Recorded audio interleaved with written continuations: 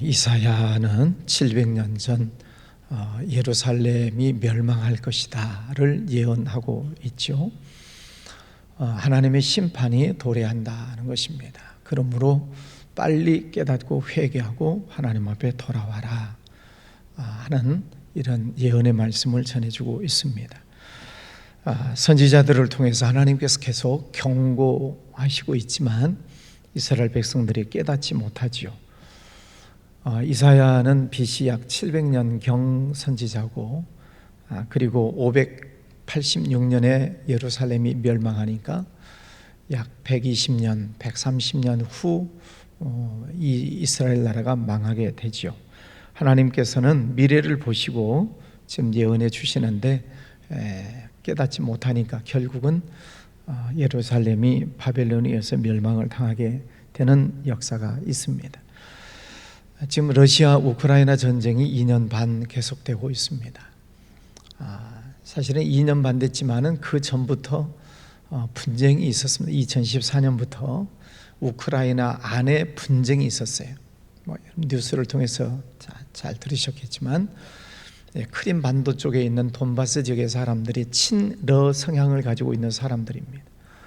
그러니까 친러파가 있고 친우크라이나 파가 있고, 그래서 10년 동안 계속 분쟁이 있었습니다. 그 분쟁의 결국은 전쟁이 나는 거죠. 분쟁이 전쟁으로.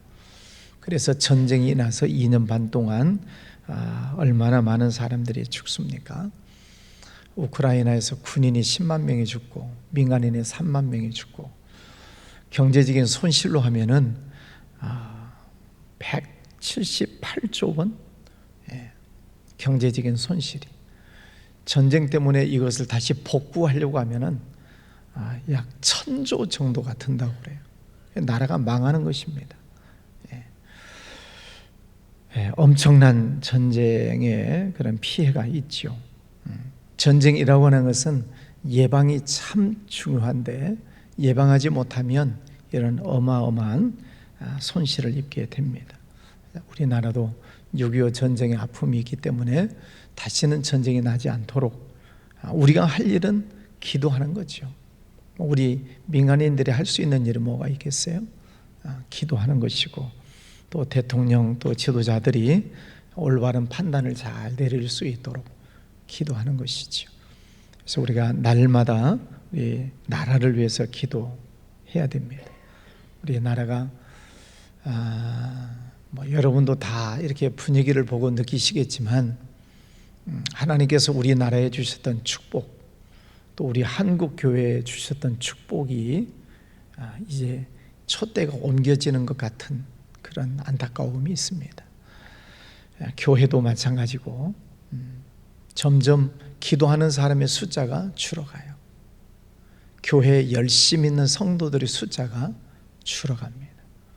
우리 교회도 계속 기도를 강조하고 새벽 기도합시다, 철야기도 나와서 기도해야 됩니다, 아무리 강조를 해도 안 움직여요. 이런 하나님의 은혜의 촛대가 이렇게 옮겨지는 것 같은 안타까움을 보는데 그게 말씀을 잘 못 깨닫는 거죠. 제가 지난 한 주간 기도원에 있었습니다. 기도원에 가서 보니까 기도가 죽었구나 하는 생각이 들어요. 70년대 80년대 기도원에 가서 기도하셨던 분들은 다 기억하시죠? 그 여름철 기도원에 가면은 만원 사례, 정말 입추의 여지가 없을 정도로 많은 이들이 와서 나라를 위해서 기도하고 자기가 섬기는 교회를 위해서 기도하고, 그런 기도하는 사람들이 얼마나 많았습니까? 그래서 제가 갔던 기도원도 보니까 건물들을 많이 지었어요. 또 개인 굴이 있잖아요. 개인 기도굴. 그럼 100개도 넘는 것 같아요. 이제 한때는 그렇게 많이 왔었다는 얘기죠. 근데 지금은 큰 강당도 이제 문을 걸어 잠궜고, 기도굴은 이제 다 폐허가 되어버렸고, 그 큰 본당 안에 한 100명이나 모여서 집회를 하나? 그 큰 기도원이 기도가 죽어가요. 그래도 어쨌든 새벽 기도 나와서 기도하시는 여러분들이 여러분의 그 기도 자리는 여러분이 잘 지키시기를 바랍니다. 여러분도 빠지기 시작하면 우리 교회도 기도가 죽는 겁니다. 집에서 또 참여하시는 분들도 5, 60명 계시는데 집에서라도 기도하시는 것도 좋지만 교회는 기도 자리가 채워져야 됩니다. 기도 자리가 점점 줄어들기 시작하면 우리 교회도 희망이 없습니다.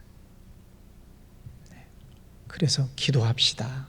하마나 기도 때는 열심히 나오다가 기도 끝나면 또 사그라들고,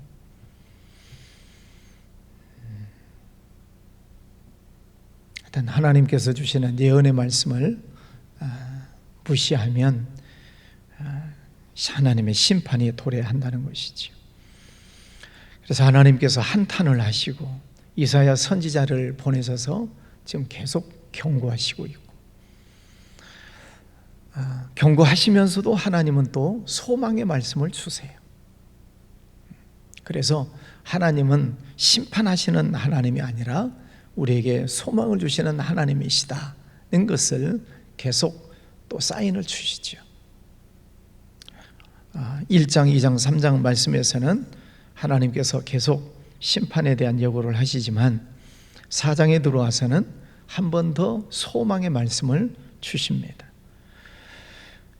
그날에 7 여자가 한 남자를 붙잡고 말하기를 우리가 우리 떡을 먹으며 우리 옷을 입으리니 다만 당신의 이름으로 우리를 부르게 하여 우리가 수치를 면하게 하라 하리라. 그날에 전쟁이 나면 남자들이 다 죽습니다.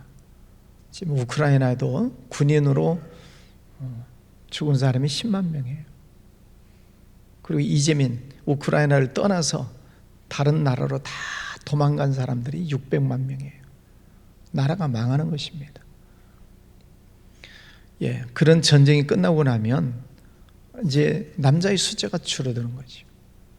그러면 7명 여자가 와서 한 남자를 붙잡고 후손을 만들자, 그런 비극적인 일들이 생기게 된다는 거죠. 우리에게 수치를 면하게 하라.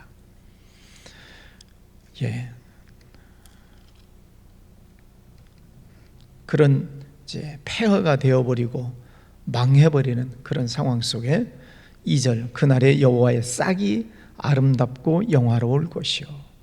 이제 하나님께서 한 번 더 소망을 주시는 말씀을 주시고 있습니다. 여호와의 싹이 날 것이다. 싹. 새싹이 난다는 것은 봄을 의미하는 것이고, 새싹이 돋아났다는 것은 소망을 말하는 것이지요. 노아의 방주 1년 동안 물에 잠겨버렸지만은 비둘기가 물고 왔었던 감람나무의 새 이파리를 물고 왔을 때 노아의 가족들이 소망을 봤죠. 싹. 하나님께서는 망해버리는 것 같지만은 그 속에 하나님이 싹을 주시겠다, 소망을 주시겠다, 그런 말씀입니다. 물론 이 이사야 전체를 놓고 보면 결국 하나님께서 주시는 싹 소망이라고 하는 것은 멀리 보면 메시아 예수 그리스도의 탄생을 예고하지요. 그래서 이사야서를 말씀을 7장 이하 쭉 넘어가서 보면은 이제 메시아인 예수님의 탄생을 예고하고 있습니다.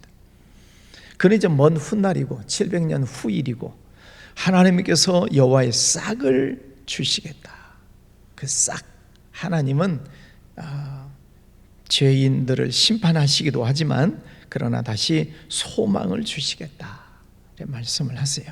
그 소망이 무언가? 3절 시온에 남아있는 자, 예루살렘에 머물러 있는 자, 곧 예루살렘 안에 생존한 자 중 기록된 모든 사람은 거룩하다 칭함을 얻으리니. 지금 하나님 앞에서 범죄함으로 죄를 지음으로 다 망해버리지만 그 속에 남아있는 자가 있다는 겁니다. 남아있는 자. 그래서 이 구약 전체적인 사상 하나는 렘넌트 사상이라고 그래요. 남은 자 사상이다.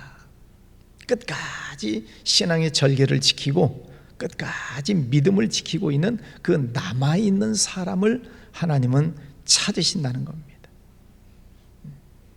시온, 예루살렘, 하나님의 성전에 남아있는 사람, 예루살렘 안에 생존한 자 중 기록된 모든 사람은 거룩하다 칭함을 얻으리라. 끝까지 성전을 지키고 끝까지 믿음을 지키고 하나님을 경외하는 남아있는 그 사람을 거룩하다고 칭하시겠다. 우리 성도님들이 그런 끝까지 믿음을 지키고 남아있는 그런 성도님들이 되시기를 바랍니다. 내 자신의 믿음을 내가 지켜야지. 엘리야 시대, 아합 시대, 가장 악한 왕이라고 하는 그 아합 왕 시대에도 믿음을 끝까지 지킨 7,000명의 성도가 있었다. 감춰진 사람들이지. 엘리야 시대, 노아 시대에도 하나님께서 노아의 가족을 구원하시죠. 소돔과 고모라가 멸망할 때에도 롯의 가족을 하나님께서는 빼내시지요. 그렇듯이 하나님의 심판이 있을지라도 끝까지 남아있는 그 신앙을 하나님께서는 거룩하다고 인정해 주신다는 것입니다. 언젠가 주님 재림하실 때가 있을 것이고 세상 종말의 날에 올 것입니다. 그 종말의 날이 가까울수록 하나님의 교회 안에서부터 심판을 하시겠다. 심판의 바람이 불면 쭉정이 신앙은 날아가고 알곡 신앙은 모여드는 거죠. 그게 말세가 될수록 교회 안에서부터 심판을 하신다는 거예요. 저는 코로나 지난 3년이 교회 안에 한번 바람이 불었다라고 생각을 합니다. 그건 제 생각이에요. 꼭 정답은 아니겠지만 어쨌든 코로나라고 하는 것 때문에 한국 교회 성도들 100만 명 이상이 날아갔습니다. 숫자에서 빠졌어요. 바람이 불면 날아가는 사람이 있습니다. 바람이 불면 믿음의 뿌리를 더 깊게 내리는 사람이 있어요. 시 중에 그런 시가 있죠. 흔들리지 않는 꽃이 있으랴. 꽃이라고 하는 것은 다 흔들리지만 그러나 뿌리를 깊게 내리는 거죠. 흔들리면서 뿌리를 내리기 때문에 그 꽃이 꽃을 피우고 향기를 발하는 것입니다.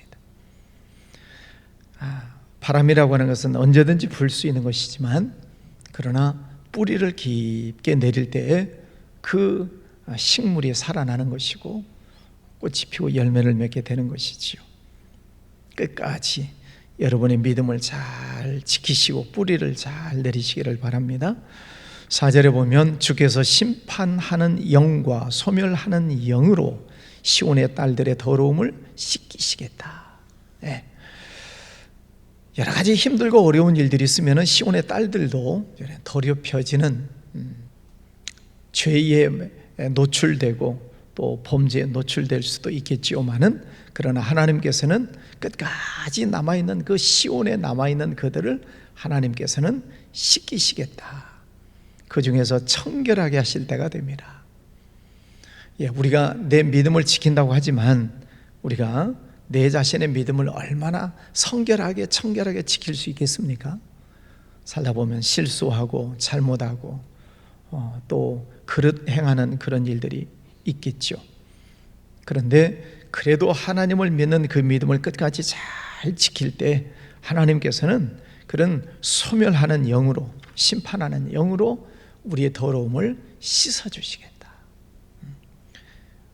성령의 불로 우리 죄를 씻어주시고 우리를 거룩하게 하나님의 자녀로 인쳐주시겠다 약속을 하십니다.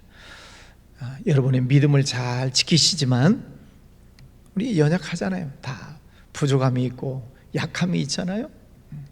그런데 그 믿음을 지키고 있으면 성령이 오셔서 우리의 부족함을 씻어주시고 또 우리의 실수하고 잘못한 것들을 또 깨끗하게 해주시는 그런 은혜가 있다 하는 거죠.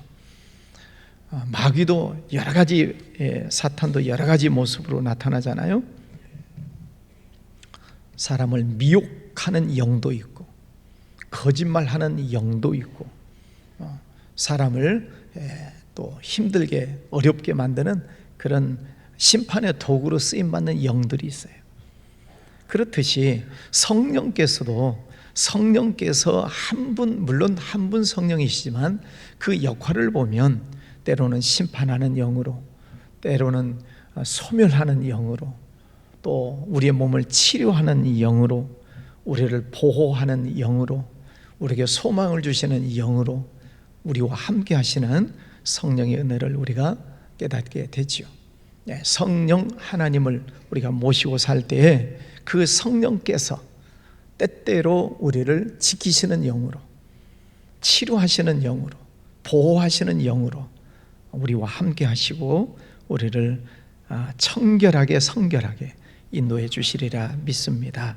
그 성령 하나님 안에서 여러분의 믿음을 잘 지키시기를 바랍니다. 5절, 여호와께서 거하시는 온 시온산과 모든 지폐 위에 낮이면 구름과 연기, 밤이면 화염의 빛을 만드시고 그 모든 영광 위에 덮개를 두시며. 지금 계속 소망의 말씀을 주시는 거예요. 그 심판, 하나님의 심판에 다 쓸려 가버리는 사람들이 있지만 끝까지 시온에서 믿음을 지키는 이 사람들 위에 하나님께서는 낮에는 구름으로, 밤에는 또 불기둥으로, 마치 광야 시대처럼 하나님께서 그들을 보호해 주시겠다. 또 6절에도 같은 말씀이죠. 초막이 있어서 낮에는 더위를 피하고는 그늘에 지으시며 또 풍우를 피하여 숨는 곳이 되리라. 하나님께서는 그 믿음을 잘 지키고 있는 그들을 이렇게 낮에는 구름으로, 밤에는 불기둥으로, 또 초막을 지어서 또 풍우를 막아주고 그늘을 데워주고 햇빛을 막아주고 하는 것처럼 보호해 주시는 것처럼 하나님께서 그렇게 보호해 주시겠다 약속을 하시고 있습니다. 오늘 말씀을 통해서 주시는 주제는 내 믿음을 잘 지켜야 된다는 거죠. 하나님께서 우리를 예수 그리스도의 피값으로 구원해 주셨는데 그 구원은 내가 지켜야 돼요.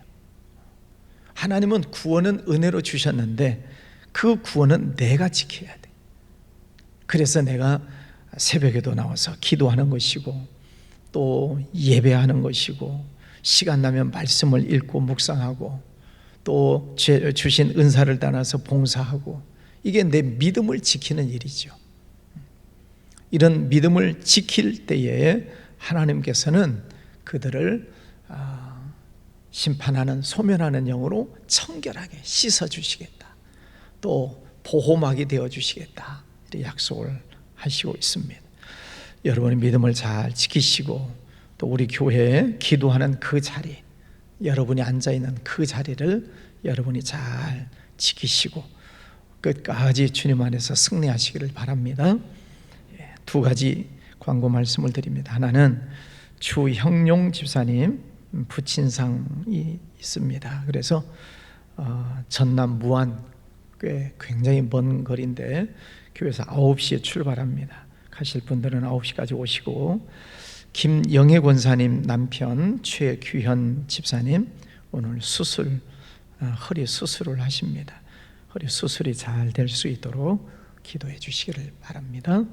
기도하겠습니다. 거룩하신 아버지 하나님, 오늘도 귀한 시간을 주셔서 하나님의 성전에 올라와 함께 찬양하고 또 말씀 듣고 기도하는 시간 주시니 감사합니다.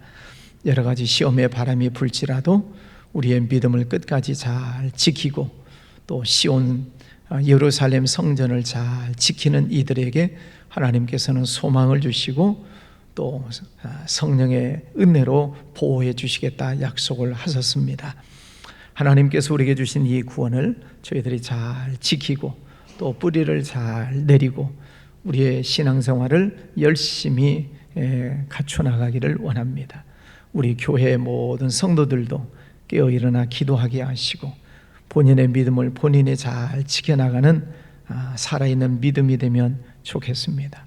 주님이 이 나라를 지켜주셔서 다시는 전쟁이 생기지 아니하도록 보호해 주시기를 원합니다. 대통령과 또 정치인들 그들에게 하나님 지혜를 주셔서 전쟁을 잘 예방하고 또 이 나라를 잘 살려나갈 수 있는 지혜를 허락하여 주시기를 원합니다. 저 북한 땅도 불쌍히 여겨주셔서 엉뚱한 도발을 하지 못하도록 막아주시고 하나님 앞에 무릎을 꿇고 남북한이 복음으로 통일이 이루어지는 그 날을 허락하여 주시옵소서. 해외 나가 있는 선교사님들 영육간에 강건케 해주시고 또 필리핀 선교를 마치고 오늘 돌아오는 우리 청년들 건강하게 무사히 잘 도착할 수 있도록 인도해 주시기를 원합니다. 또 부친상을 당한 주영용 집사님 가정을 위로해 주시고 또 허리 수술하는 최기현 집사님 수술이 잘 되고 건강한 모습으로 회복될 수 있도록 은혜 베풀어 주시기를 원합니다. 또 몸이 약한 이들, 병상에 있는 이들, 치료 중에 있는 이들 하나님 붙잡아 주셔서 주님 치료하는 영을 허락하여 주셔서 주님의 은혜로 사랑으로 깨끗이 잘 회복될 수 있도록 복내려 주시기를 원합니다. 개인적으로 올려드리는 기도 제목들이 있습니다. 주님 받아주시고 또 귀한 예물 드리는 손길도 축복하여 주옵소서. 예수님 이름으로 기도하였습니다. 아멘.